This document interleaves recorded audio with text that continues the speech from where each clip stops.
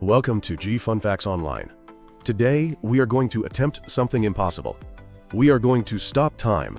Specifically, we are going to freeze the most frantic, chaotic, and essential dance in the universe: the movement of atoms inside a single drop of liquid water. You might think we know everything there is to know about water. After all, it covers 70% of our planet and makes up 60% of our bodies. It is the most studied substance in the history of science. Yet, for over a century, water has embarrassed physicists and chemists alike. It has remained a stubborn mystery, a blur. Why? Because water molecules move too fast.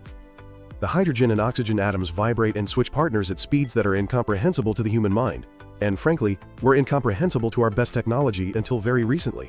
But that has changed. In a landmark achievement that combines quantum physics, extreme engineering, and a laser brighter than a billion suns, scientists have finally managed to hit the pause button on atomic oxygen. This is the story of how we stopped time to see the invisible, and why this breakthrough resolves a 40-year scientific civil war, explains how radiation destroys DNA, and paves the way for a revolutionary cancer treatment called FLASH. To understand the magnitude of this new discovery, we first have to appreciate the problem. We call it the blur. Imagine you are trying to take a photograph of a Formula One car speeding down a track, but you are using an old camera with a very slow shutter speed.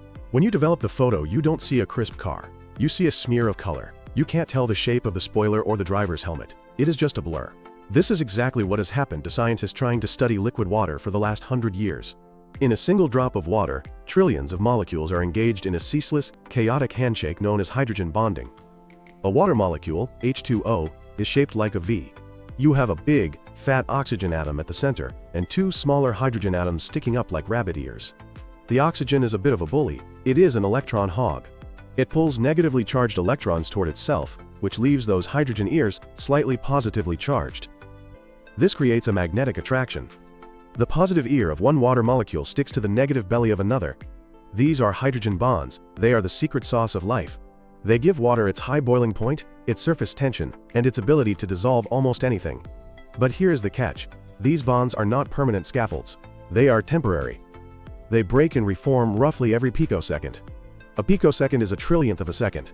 Because this happens so fast, previous X-ray experiments, our cameras, were simply too slow. The hydrogen atoms, which are the lightest things in the universe, moved so much during the X-ray exposure that they created motion blur.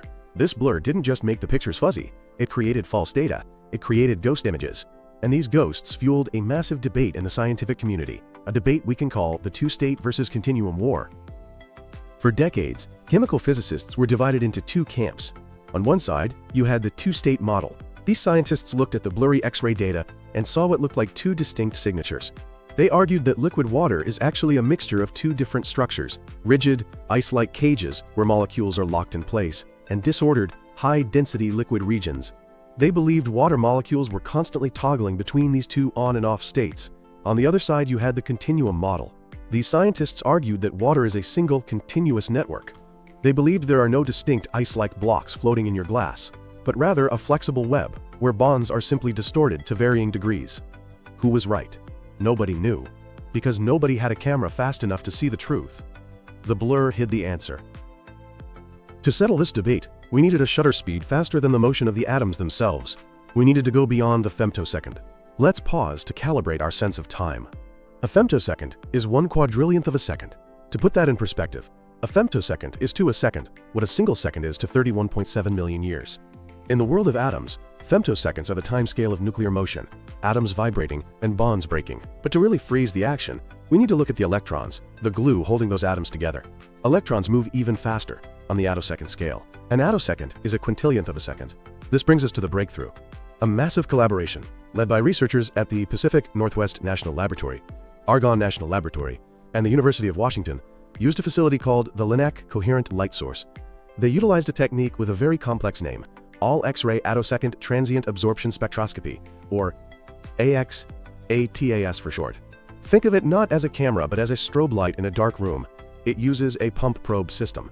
First, they hit the water with a blast of X-rays, the pump, which kicks an electron out of the molecule. Then, mere attoseconds later, a second X-ray pulse, the probe, arrives to measure the response. By keeping the delay between these two pulses in the sub-femtosecond range, they took the measurement before the hydrogen atoms had time to physically move. They beat the speed of the atoms. They froze the system. So what did they see when they finally got a crisp picture? The data was clear. When the blur was removed, the controversial two-peak signal vanished completely. The X-ray spectrum revealed a single, broad peak. The verdict is in. The continuum model wins. Ambient liquid water is not a mix of ice and liquid blocks. It is one continuous, fluctuating network of distorted bonds. Those two state structures scientists argued about for decades were photographic ghosts, artifacts caused by a slow camera. But resolving the structure of water was only the first part of this triumph. The engineering required to even run this experiment is a story in itself. You see, X-ray spectroscopy of water has a fundamental problem. Water absorbs X-rays.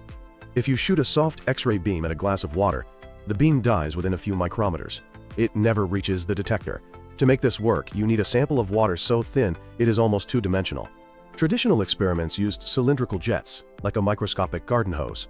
But cylinders act like lenses, distorting the beam, and they are usually too thick. The solution was something called the liquid flat jet. Using microfluidic chips designed with 3D printing precision, engineers collided two microscopic streams of water at an angle. When these two jets hit each other, they fan out, creating a stable, leaf-shaped sheet of water.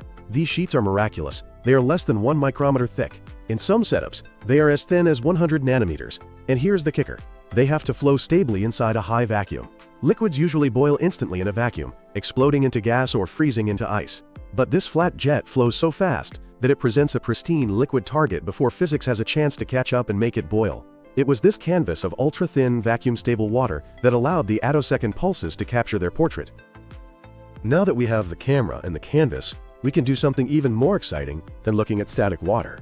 We can watch chemistry happen. We can watch the birth of radiation damage. This is the field of radiolysis, the breaking of molecules by radiation. When an X-ray hits a water molecule, it doesn't just get hot.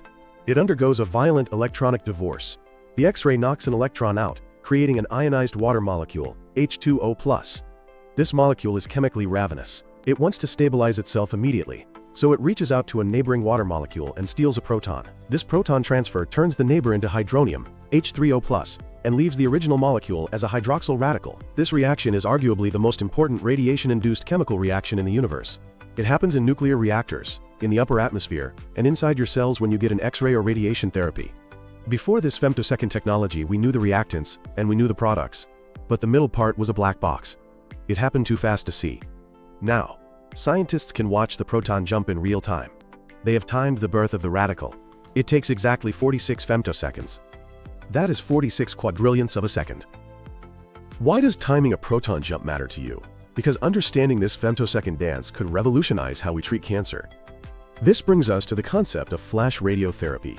Traditional radiotherapy kills cancer cells by blasting them with X-rays. The radiation splits water molecules in your body, creating those toxic hydroxyl radicals we just talked about. These radicals attack DNA, killing the cell. The problem is that radicals are indiscriminate. They kill healthy cells just as effectively as tumor cells. This is why radiation therapy has such terrible side effects. But recently, doctors discovered something strange. If you deliver the entire radiation dose in a blink of an eye, flash, at ultra-high dose rates, the radiation kills the tumor but somehow spares the healthy tissue. It is the holy grail of oncology, but nobody fully understands why it works. The leading theory, the oxygen depletion hypothesis, relies entirely on these ultrafast dynamics we are discussing. Here is the logic. Tumors are typically hypoxic, meaning they have low oxygen levels because they grow faster than their blood supply. Healthy tissue is normoxic, meaning it has normal oxygen levels. Oxygen acts as a fixative for radiation damage. When a radical attacks DNA, oxygen reacts with the damaged spot to make the break permanent.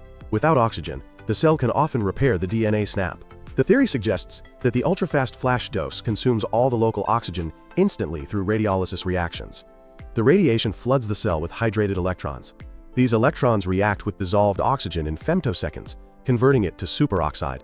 This depletes the local oxygen supply so fast that the healthy tissue temporarily becomes hypoxic, just like the tumor. When the DNA damage happens milliseconds later, there is no oxygen left to fix the damage in the healthy tissue, so the healthy cells repair themselves and survive. The tumor, however, is already hypoxic and genetically unstable, so it dies. By using this new ability to freeze atomic dynamics, scientists can now test this hypothesis directly. They can watch the hydrated electron capture the oxygen molecule. They can measure exactly how fast oxygen is depleted. If we understand the precise speed of this chemistry, we can tune the flash beams to perfectly match the metabolic rhythm of the body, maximizing the safety of radiation therapy. We have moved from the era of molecular photography to molecular cinema. This ability to freeze atomic oxygen dynamics is the first step into a new field called attochemistry. Chemistry, driven by the movement of electrons rather than just atoms. The implications ripple out to every corner of science. Think about solar energy. In artificial photosynthesis, the first step is the transfer of an electron to a catalyst. This happens on attosecond scales. If we can map this, we can design materials that harvest sunlight with near-perfect efficiency. Think about nuclear waste. In high-level waste storage, water radiolysis causes the corrosion of storage containers. Understanding the birth of radicals allows engineers to design materials that scavenge these radicals before they can attack the metal, ensuring waste stays safe for thousands of years. Think about space travel. Astronauts on Mars missions will be bombarded by cosmic rays. The biological damage starts with water radiolysis. Mapping these steps provides the baseline for developing radioprotective drugs that could intervene in that tiny 46 femtosecond window before permanent DNA damage occurs. The experiment was just a few drops of water jetting through a vacuum chamber, hit by a laser pulse. But the result is a fundamental shift in our view of reality. We have proven that water is a continuum of fluctuating possibilities. We have clocked the speed of the reaction that governs radiation damage. We are decoding the mechanism that could make cancer treatment painless and side effect free. For centuries, we looked at water and saw a substance. Now, thanks to the shudder of femtosecond physics, we look at water and see a machine, one we are finally learning how to operate. Thank you for listening to G Fun Facts Online.